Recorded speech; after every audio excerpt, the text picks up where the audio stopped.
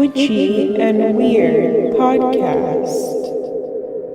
Hi, Witchy and Weird. I'm here with Elle today. Elle is a queer astrologer specializing in asteroids in the natal chart. They facilitate focused masterclasses that seek to explore the unique archetypes of the asteroids and their associated mythology.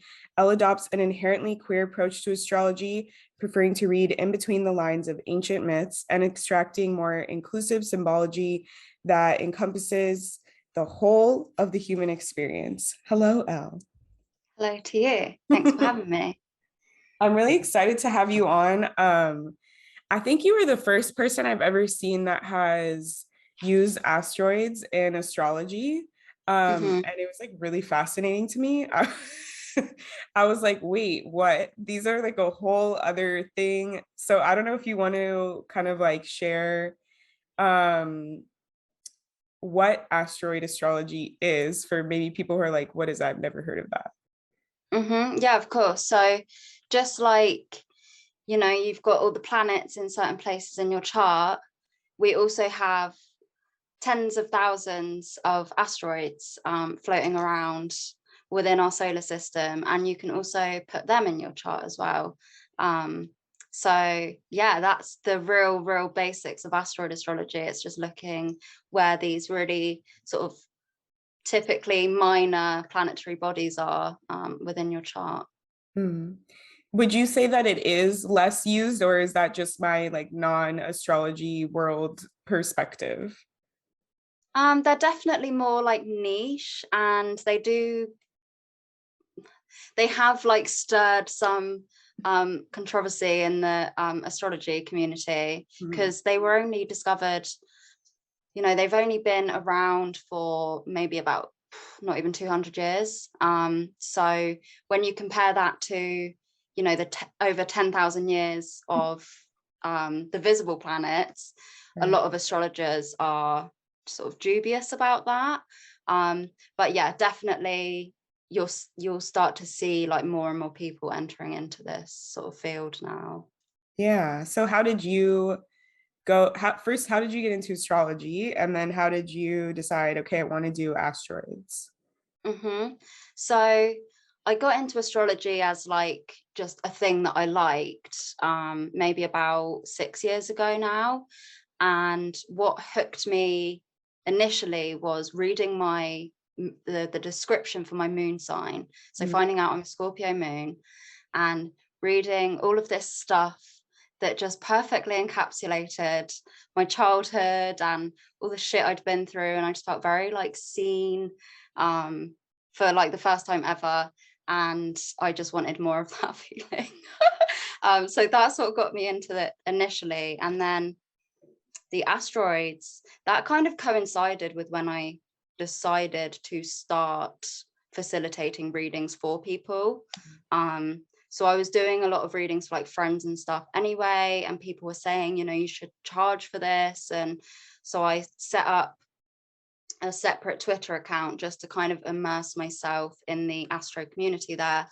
And I saw people talking about the asteroids, and namely it was Empress Atlantis on Twitter. And I, pulled up this asteroid calculator in my chart, and I saw Chariklo on my ascendant.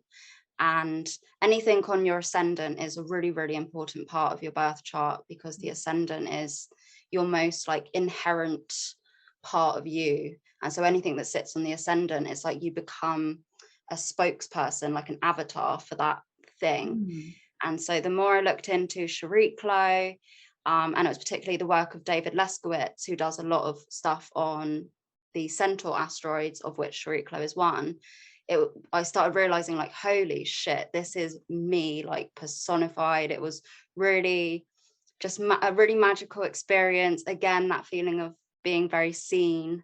And yeah, it just totally ignited this whole thing of like, I have to learn more about these things that not many people seem to be talking about.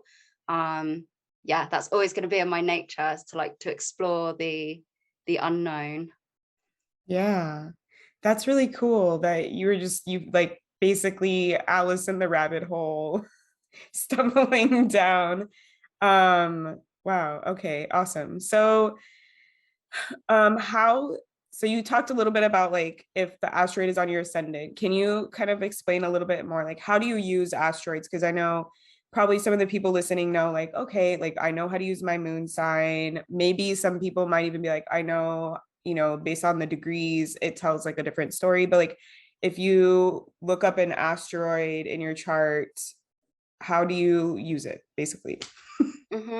Yeah, it's a really good question. So there's obviously lots of different ways you can use them, but my main approach with the asteroids is they open you up into myth, right? I work with asteroids that have associated mythologies, so I call them asteroid deities. And when you see, like we said, an asteroid say conjunct the ascendant, then you can start looking into the myth of that deity, and then you're just going to start seeing like yourself in all of these stories. And so I like to use the asteroids as this gateway between the birth chart and ancient myths, and how you personally are placed within those myths and how they sort of reenact themselves throughout your life. Mm. And I'm a big believer in, how very plugged into myth and story we are as humans. And yeah, it's very, very incredible when you start seeing these patterns. And I think you can even like learn very important lessons, because all myths have this sort of philosophical reason that they're being written. It's all, I think they're all written to encapsulate certain psychological functions. And so you can, yeah, read into these myths that really apply to you because you've seen it in your chart, and you can be like, oh shit, okay, I'm going to avoid that thing that this mythical person did, and I'm going to like choose a different path and try something else. And yeah, it's kind of like a really cool like guidebook that was written tens of thousands of years ago, but also seems to be written for you. It's very, very incredible. It's just like witnessing magic happen all around you. So exciting. Yeah, I think it's pretty cool because like I've heard people describe like your natal chart kind of like as the story of how like your life will play out, but this is like times 10 because now you get to look at other stories that have been written and see how they're relating to your life. Yes. Um, so I have like 7 questions in my head that I'm trying to like pick the order.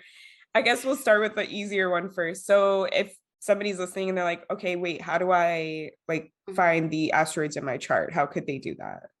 Okay, so it's a bit like wordy and convoluted, but if you just follow exactly what I'm saying, I'm going to say it step by step. If you follow exactly that, you'll find it.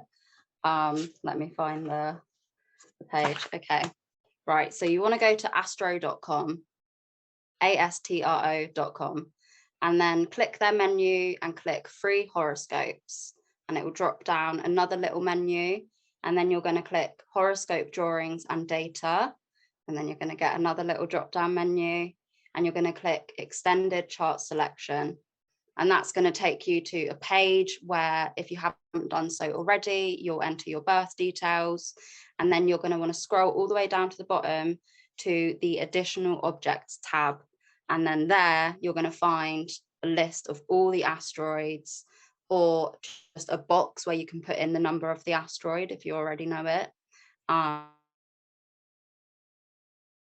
Um, so yeah, that's how you find them. I've got I've got like a podcast episode that talks all about this if you want to direct people to that, Yeah. like just specifically that question. But yeah, it seems to take people a few times to remember this process, but then once you remember it, it's there. And I just save the final page that you get to, I just save that as a bookmark to my homepage on my phone. Okay. And then you were talking about the asteroids, kind of referring to them as deities, and then you're talking about numbers. So could you talk a little bit about like what the asteroids like, who they're named after, whose mythology they belong to, and then kind Mhm. of like the numbering system, I guess, kind of goes in the nomenclature department. Yeah. Yes, that's a really good question, actually.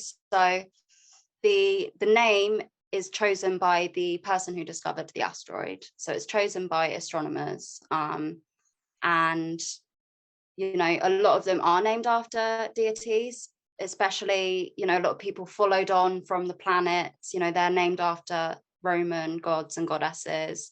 So you'll find a lot of Roman ones, you'll find a lot of Greek ones, but then equally, some astronomers just name the asteroid after themselves or after something completely random. Like there's an asteroid called Dick, there's an asteroid called Bacon, like some of the most random, you know, I think there's over 20,000 named asteroids. That's not even, there's like a million actual asteroids out there, but there's 20,000 of them that you can actually put in your chart. So you're obviously not going to be paying attention to all of them. But yeah, that's how they get named. And then the number that goes with it is just the order that they were discovered in. So Ceres was the first asteroid ever discovered. So she's number 1. Nice. Okay. And so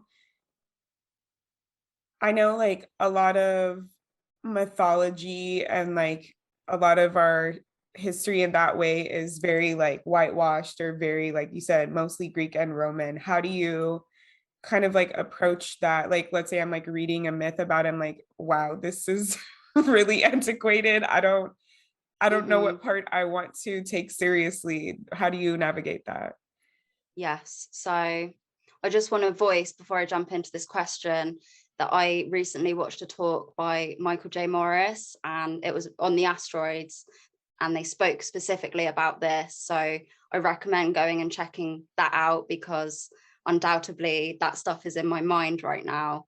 And so, yeah, when you're reading into this, give yourself permission to read in between the lines and don't feel like you're not allowed to like twist this myth into a more modern perspective, because as you said, this is all very antiquated, and a lot of this was written by very, very misogynistic rich men who had a certain agenda to uphold. This was written at the dawn of the patriarchy to uphold those constructs, you know. So it is really important to keep that in mind when you're reading it, and to not invalidate yourself and your experiences. Like you'll see a lot of patterns coming up, like the demonization of women. That's a really common one in Greek myth, like Medusa, Scylla, Charybdis. They were all beautiful maidens who got turned into monsters, you know. But that in itself, you know, that's really misogynistic, but that in itself tells you about our history, because that is what happens for us as humans in history, right? And so whilst it's important to read in between the lines, it's also important to remember, like, this is a very real part of our not even our history, of our reality. And so like taking both at the same time. But yeah, I'm such a huge advocate for like intuitive interpretation and taking, like, picking from these myths, like what feels good for me and what is making me, like, you know, stick my nose up at it, like fuck off with that. Yeah, so it's definitely important to approach these things with like care and consideration, and especially, you know, if you're someone who's teaching people about this or like making money off of these things, so basically astrologers, you know, I think it's really important for us to decolonize how we view these myths, and what parts of the myths we're sharing with our clients and, you know, people online. Yeah, I think there's a certain duty of care there, to queer the mythology of like astrology. Yeah. Yeah. And I've seen you do that. You've been doing like different series of like breaking down the myths of Mm-hmm. certain asteroids. Like you did a Lilith one recently. Mm-hmm. And I think it's cool because I think that in like, even if you just look up the asteroids in your chart yourself, you Google it, the first response for the myth is probably going to be like the most basic one. And so it's nice to have somebody who did all the research for you. Yeah, Be yeah, like, okay, I studied all of these things about this one deity. And then here's what I've found. And I think because I feel like that can be kind of daunting for people to look it up on their own and say like, okay, how do I know? Like, should I go freaking rent a book from the library? Is that the yeah, most reliable source for this? yeah. So yeah, I think it's pretty cool. Um, so let's kind of talk about like the specific deities and asteroids and stuff. What is your current like obsession or favorite asteroid? Cool. So my current favorites are Vesta, Lilith, and Chariklo. So Vesta is a Roman goddess of the home and the hearth, and in your chart, she speaks to. By the way, I just want to voice. I know I use gendered pronouns, but again, choose any pronouns that you want for these deities. So Vesta, she in your chart, she'll speak to like where your focus is, and you see her showing up really prominently in the charts of like business owners and creatives, because she kind of represents like the amount of energy that you have to put into like bringing something into fruition. Mm, So like the creative process, it is actually a lot of energy. It's birthing something mm, into the world that wasn't there before. So Vesta is the energy itself. And so yeah, really enjoying her. And then Lilith, as you already mentioned, really fascinated by her. She is super queer, super like ditch the binaries, like fuck all the binaries, fuck all the systems, like she wants it all gone. She really encapsulates the experience of marginalized people like fighting back, but also the like grief and the gaslighting that these people experience from their oppressors, whilst as they're trying to liberate themselves. She encompasses like all of that, all of the pain and the fury, but also the liberation that comes with that whole process. So she's beautiful. And Shariklo, who I mentioned at the start, who sits on my ascendant, she speaks to guiding people through transitionary periods. So that could be like birth, death. I'm sure she'd probably show up really strongly in people that support the trans community, especially around like transition itself. So yeah, she's a really beautiful one. She's like holding safe space for people to go through these very like tender transitions. So yeah, those are my three main gals at the moment that I'm really loving. I'm curious, you were talking about Lilith. I know there's like a placement in the natal chart, like the black moon Lilith, I think. Is that Mhm. related in a any similar way? Yeah, so this fascinates me, and I'm definitely still digging into this. Like, there's four Liliths you can pull in your chart. Oh, Um, yeah, which just that in and of itself is so Lilithian because she's complex. So yeah, there's Black Moon Lilith is not a real object. It's a calculated point mm, known as the lunar apogee. So the same as how like the north node and the south node in your chart, they're not real things, they're calculations. Same with Black Moon Lilith.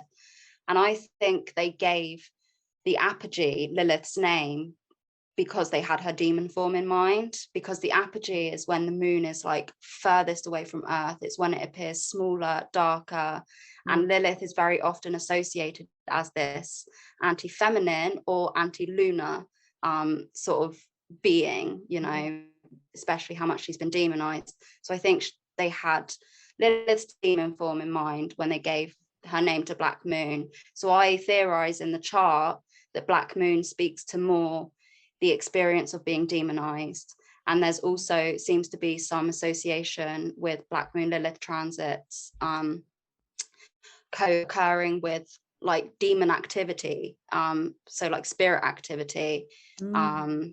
and that kind of thing, which would probably be a really interesting one for you to track Yeah, since I know, you're right? like you're so aware of that stuff. But then yeah, Asteroid Lilith who I focus more on, is a real object in the sky. And so I think the asteroid speaks to all of Lilith's story, her whole mythology, like her appearance in the Judaic myths, her demonization, and her appearance in like ancient Mesopotamia, and just all of it, not just the demonization. And then there's another one called Dark Moon Lilith, which it's supposedly meant to be Earth's second moon, but everyone's just like, no, that's not a real thing. They think the guy had like a smudge on his telescope lens or something. So that one, I don't really use that one. I mainly stick to Asteroid and occasionally Black Moon. But hopefully that sort of like filters, like separates them out a bit, but it is a tricky one. So interesting how much of Lilith there is in astrology. I thought it was just the one. There's 4. It's crazy. That really, honestly it is. Okay, so I know you touched on this a little bit in the beginning, like how to work with them. So let's say you look up, like you talked about like your rising, right? Like you have Shiriklo on your rising.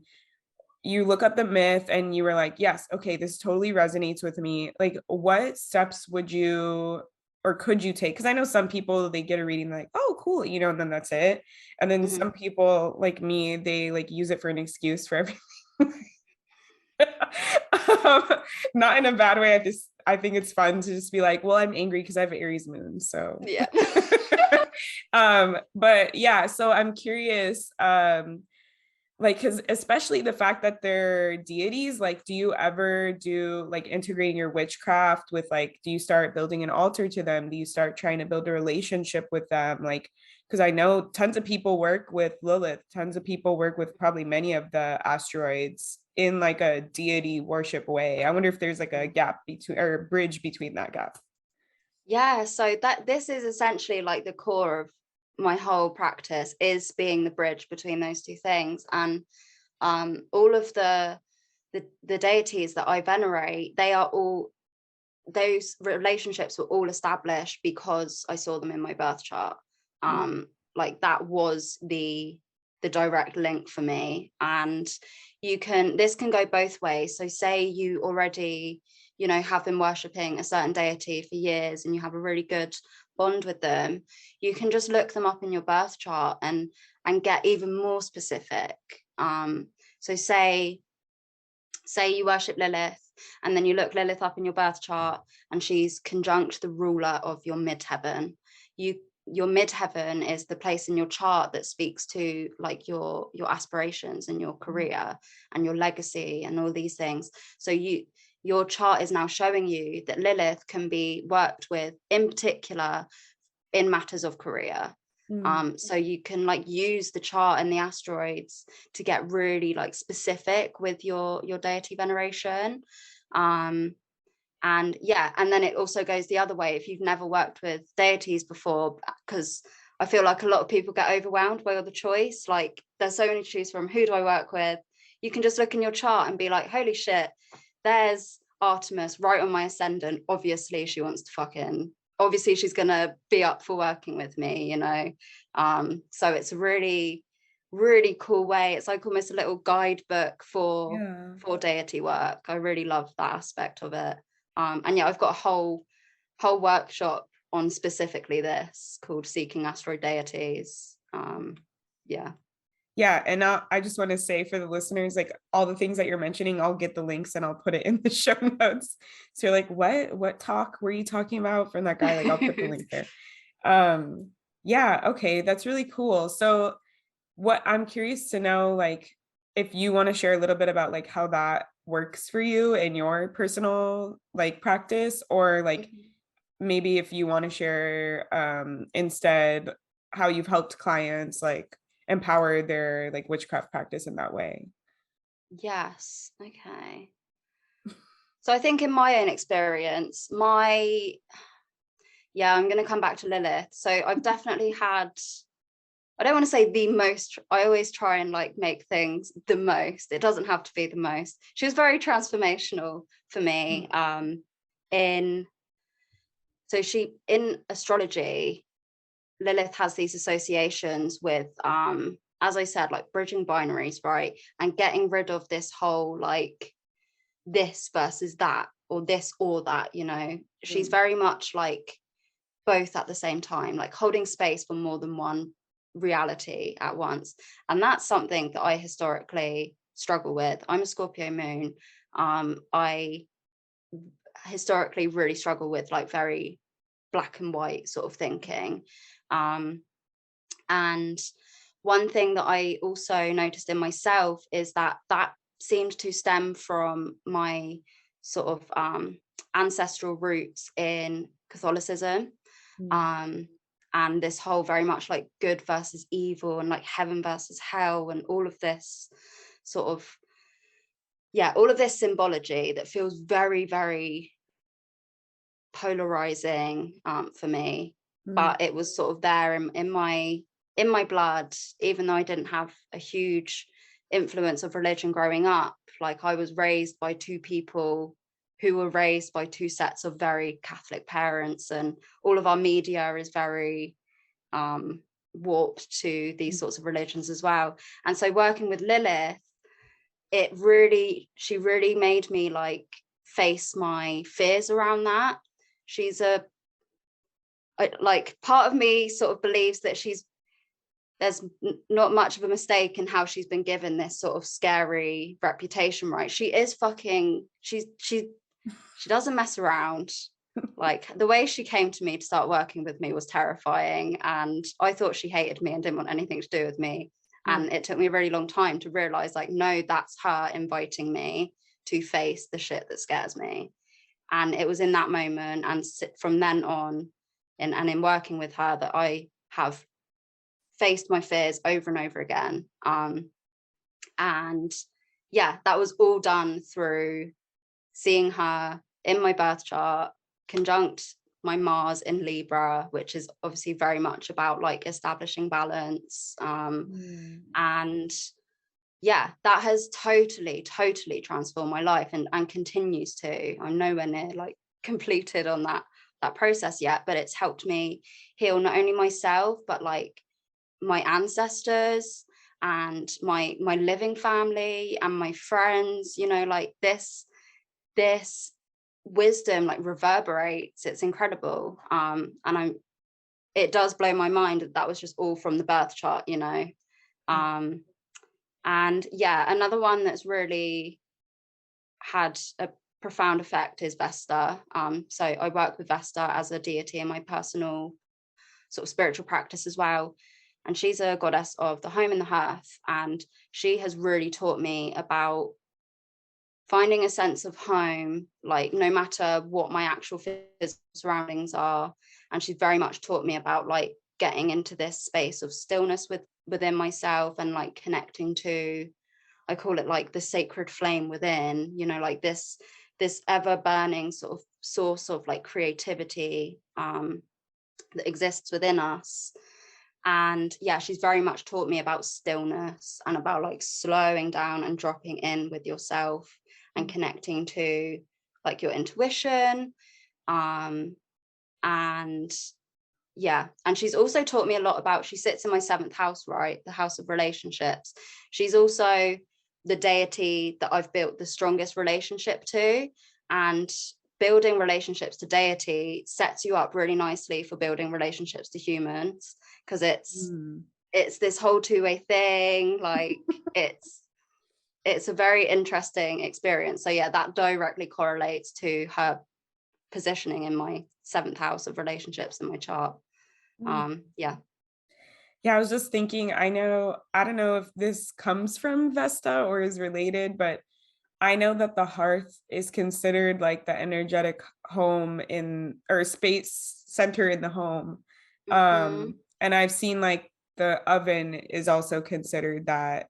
So it's like yeah, very like hearth, right? Like if I don't have a fireplace, it's my yes. oven. It's very central. It's the heart of the home. Yeah. It's where, especially when you're thinking about, you know, back when we didn't have like electricity and central heating and all this, like everything would have been done around the hearth, the Yeah. cooking, the meals, like it would have been a place of gathering for Yeah. the family. So it, yeah, she really also represents like community and things like that as well. Yeah, it's so cool. Like I'm obviously you probably live in this, but even from this, conversation, I'm like, oh, I can start to see how it's all connected, the deeper layers and things Mhm. like that. And I feel like you're just like always swimming in that kind of realization, like, oh, cool, cool. Yes. Yeah, it's like sometimes I have to give myself a break. Like I have a third house Mars and my mind is just very like all of the information. I must have all of it. But yeah, it's just bonkers like when you're looking around like how is this like real? How is this all like happening? It's very nice and cool to be aware of it all going on around you. Yeah. So what are some I guess like do you have a lot of like commonalities with clients and like placements for asteroids? I don't know why. I know like there's no way I'm maybe you have like a hunch about this. There's no way you could know because I feel like um the question that came up was kind of like, is there like generational stuff that maybe you're seeing, but like that would take generations to study. But Yeah. like I'm just curious if there's, oh yeah, a lot of my clients have like Lilith in their chart because I have Lilith in my, like something like that. Because Hmm. even for me, I don't work with astrology, and a lot of my clients, I have Aries moon, Sagittarius rising. Like a lot of my clients will have Aries or Sagittarius placements. So Right. they're like, oh, I vibe with you because I get the fire energy. Yes. Yeah, they pick up on something sort of subliminal. Yes, absolutely. So yeah, the one that continually comes up is Persephone. Um, and Persephone in myth speaks to the things you can draw from her myth is that there's a lot of stuff there to do with like mother wounds and like Mm. maternal wounding, right? And I have Persephone very strongly placed in my chart, and a lot of my childhood and just my whole life has reflected a lot of these themes that come up in Persephone's myth. And so, like, everyone that comes to me are these Persephone people who are like trying to find this sense of like empowerment and trying to recover from being made to feel, like totally inadequate by their parents. Usually it's the mother, it doesn't have to be. But yeah, there's this sense of like being told you're just this child who can't bear any responsibility, and growing up like taking on that projection and living it, and then realizing like, holy shit, my life continually falls apart because I've not been given the tools to hold it together. I've just been told consistently how shit I am at life. Mm. So yeah, there's this whole story around releasing the shit that gets put onto you by family. And there just seems to be this very specific thing about like the mother-daughter bond. And I think a lot of it is to do with because mothers are one of the most abused demographics in our culture, that abuse then gets carried on to their daughters. So yeah, Persephone. And Mm. then you'd want to also look at like Ceres and Demeter. They're the same goddess, just the Greek and Roman versions. And yeah, usually they're going to be showing up. And then usually Hades and or Pluto is going to be doing something pretty big in the chart as well, because he's the sort of final piece of the puzzle. But yeah, that's definitely what comes up a lot. And yeah, I think it comes from this place of they just sense something in me that I've been through something similar. Mm. Um, and they're safe with me, or as safe as they can be with some random person on the internet. Yeah. Um, so yeah. Cool.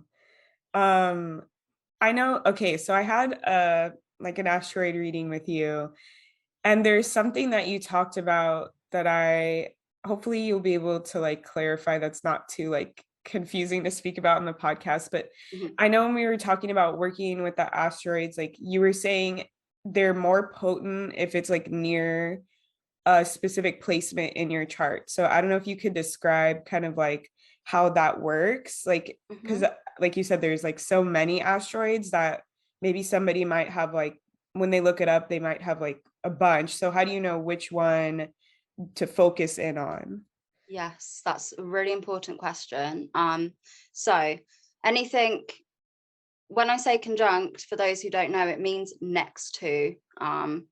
So anything conjunct the ascendant, and you want to be using like sort of 5-degree orbs. So that means, say you have a 12-degree Sagittarius ascendant, you can look at anything that sits from 7 degrees to 17 degrees, because that's 5 degrees either side of your ascendant. So anything on the ascendant, also on the midheaven and the descendant and the IC, I count the angles as already important. And then anything conjunct the sun or the moon.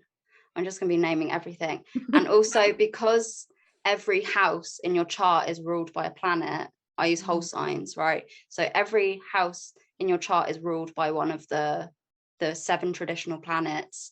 And so if you have an asteroid conjunct any of those 7 traditional planets, that's Sun through to Saturn, then that means that asteroid is directly ruling over at least one of your houses, if not 2. So that asteroid then becomes very important. And so, yeah, that's what I pay attention to. And also anything conjunct the nodes. And then once you're comfy with that, you can start looking at oppositions and squares. And those are the aspects that I pay attention to, because it's directly feeding in. It's showing you, if it's a square, it's showing you like obstacles and points of tension. But again, it's directly playing into this myth. So yeah, hopefully that adds some clarity. Again, Seeking Asteroid Deities goes really in depth into this if anyone's like super passionate about learning this whole process. Yeah. I feel like I want to get another reading after talking about all of this, because I feel like there's so much that you can just learn. I feel like it's cool to learn about yourself through a myth as opposed to like that, like a short like graphic list, like Jupiter rules over like this and Right. this, and you're like, okay, like how does that, and then How you do get those like, things tie together? Yeah. yeah, and you get like a cool like full story that you could read and you're like, oh my gosh, like this actual thing happened to me. Yeah, I think I had that with Juno in my chart. I had a lot of like, whoa, what the heck, like right. Yeah, Juno sits on your ascendant, right? I think so. I remember it was like a Yeah. prominent placement. But yeah. Yeah. And you had that feeling when you were reading through the various myths. Yeah, like I was reading through, I'm like, okay, I relate to this, or like I've had some of this in my life. What? Like, how can this Mhm. be?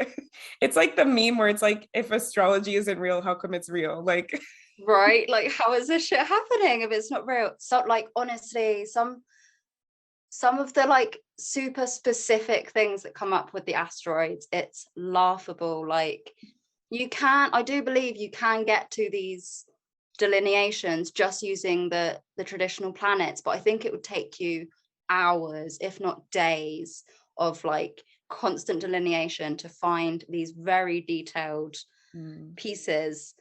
But using the asteroids, it's just like bang, it's right there, and it's so potent, and like the level details. So like, for instance, Pallas, she relates to Athena, right? And Athena is very much Zeus's favorite child.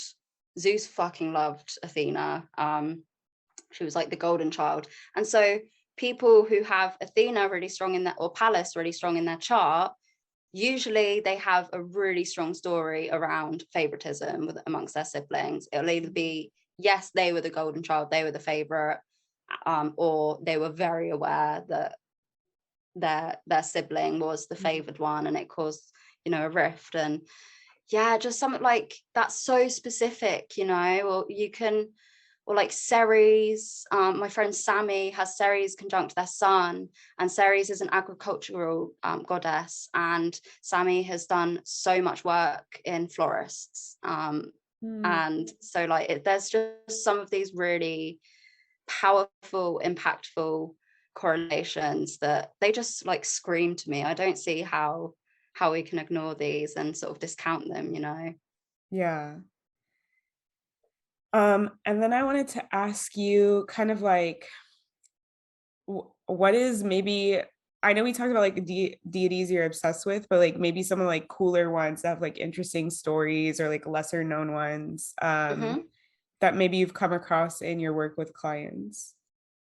Yeah, so the first one that's jumping out at me is Sedna, and Sedna is a goddess from Inuit mythology, and she, um, I'm this is obviously not verbatim, and this is just encapsulates the smallest part of her myth, and I encourage everyone to go and do their own research. But the basis of Sedna's myth is that she was an ocean goddess, and she provided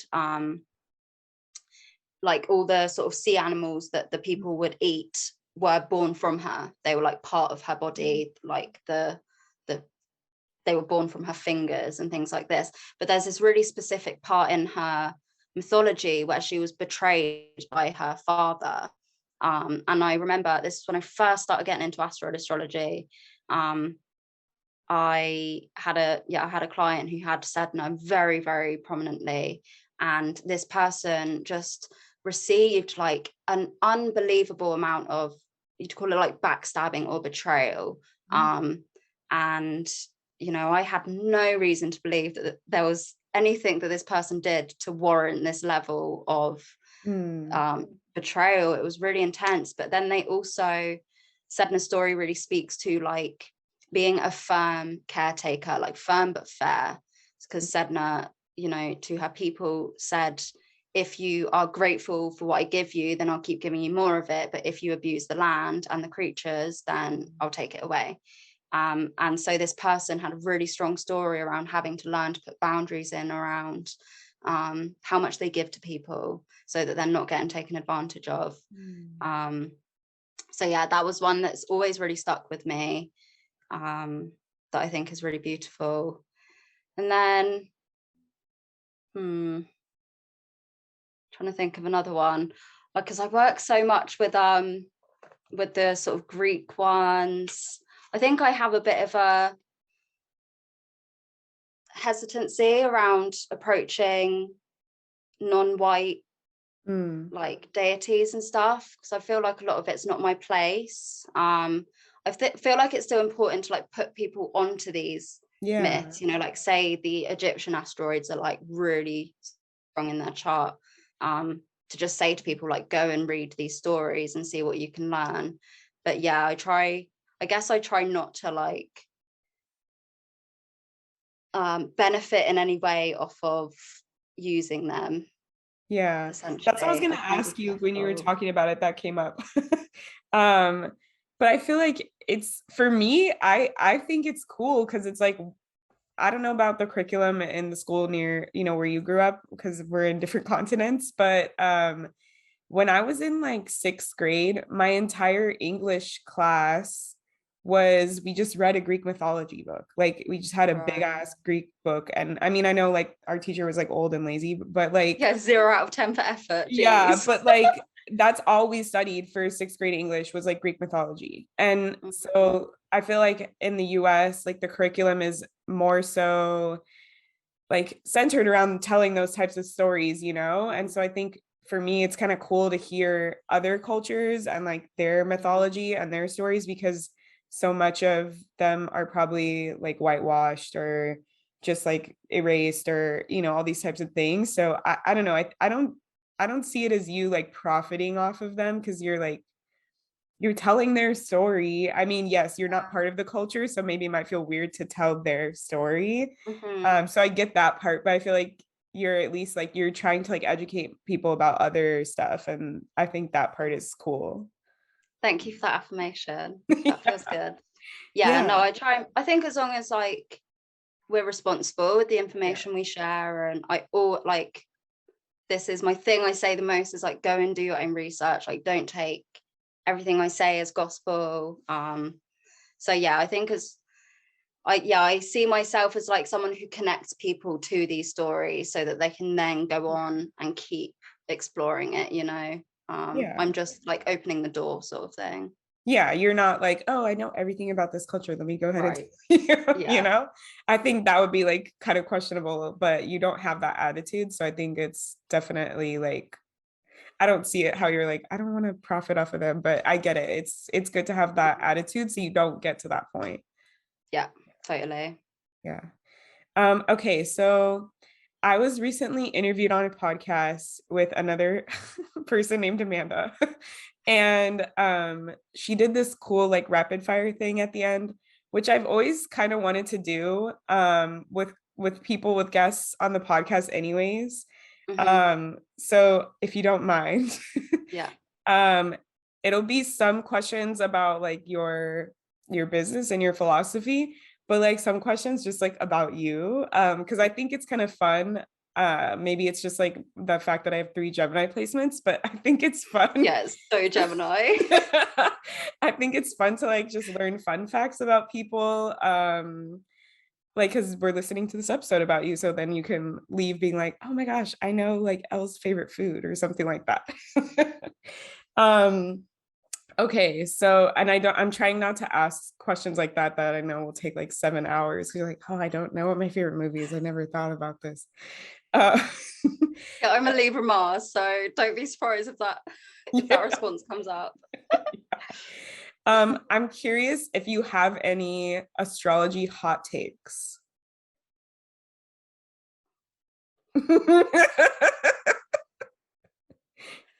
Um,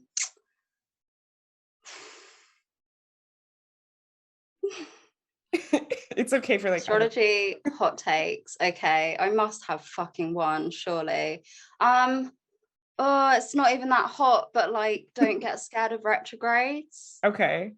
Yeah, there is a lot of myth around that. Yeah, like, oh no, your Mm-hmm. life is ending. Yeah. Yeah, yeah. Actually, I want to change that. Okay. To not thinking that you have to jump on every like transit and Mm, like everything, like this is the only time to take advantage of this transit, it's once in a billion years, and like I hate that. We don't need that. I like that one. Yeah. I think that that kind of goes with like witchcraft too, right? Like people are like, oh, if you miss this moon, you miss Mm-hmm. this like thing, this opportunity for manifesting or all these types of stuff. That's a good It's hot so take. boring. It like actively encourages me to not do the thing. Yeah, I feel like I sometimes get like that too. I'm like, I'm gonna do the opposite of what you're telling me to do. Mm-hmm. Yeah. Yeah, fucking pressure me. Okay, so let's see. The next question would be, mm, I kind of want to ask, I feel like this is a basic question, but like, what's your favorite? No, I feel like you kind of answered that already. I guess I'll just ask anyways. What's your favorite like part of astrology? the the coming back home to oneself, Hmm, the ability to come back home to oneself. nice. Um, okay. If if you could travel to one place this year, Mm-hmm. where would you go? Norway, to see Norway. the Northern Lights. That's a good one. I'm Mm-hmm. like, why Norway? What's over there? Of course. And I love Norse mythology. Yeah. Yeah, there's some cool stuff. I so like the whole time, I just want to say like obviously in 6th grade we learned Greek mythology, but like my background in like mythology is from video games from like God of War. Right.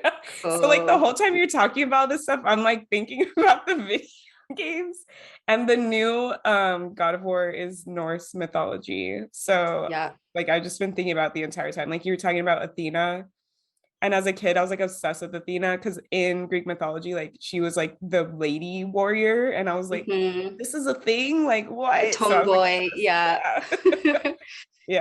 Yeah. Obviously that mythology is like, I don't, it's not super accurate, but it's still pretty good. Mm-hmm. Um, let's see. Are you a cat or dog person? Dog person. Dog person. Mm-hmm. And then if you have like one thing you want to tell the listeners, what would that be? Use your discernment always, always in everything that you do on the internet. And don't think that you have to believe everything that you read, and also don't think that you have to react to everything that you read as well. Use your discernment and be wise with where you direct your energy online. Yeah. Okay. And then the last question is, what's your favorite, like, personal natal chart astrology placement? So in my chart, you mean? Yeah. Probably Artemis on my midheaven, actually. So your midheaven's like what you're known for, your reputation, right? And I have Artemis in Aries right on top of my midheaven, and that's just so fucking cool to me. She's like the lesbian that runs around in the woods and like plays with the animals and just has nothing to do with society. And she also like fiercely protects women and children and animals. So yeah, I love that placement. Awesome.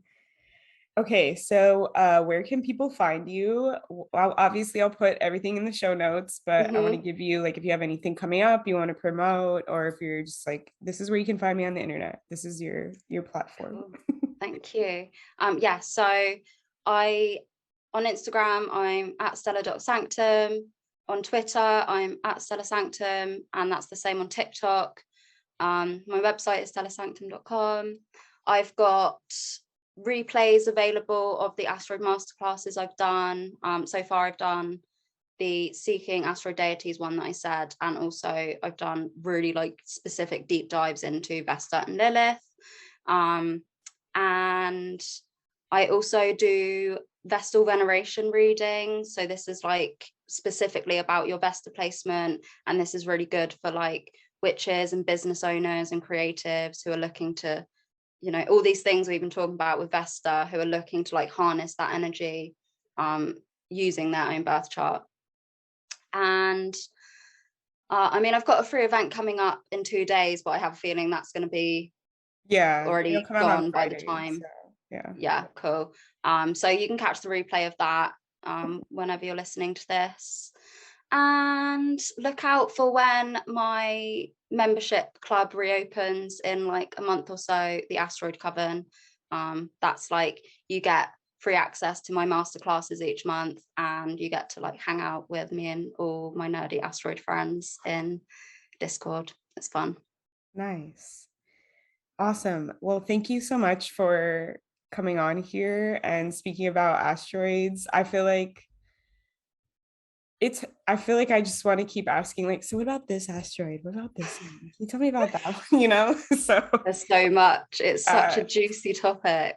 Yeah, it definitely is. I hope this inspires some of the listeners to like look up to see what deities show up in their charts, and have those crazy aha moments like how I had.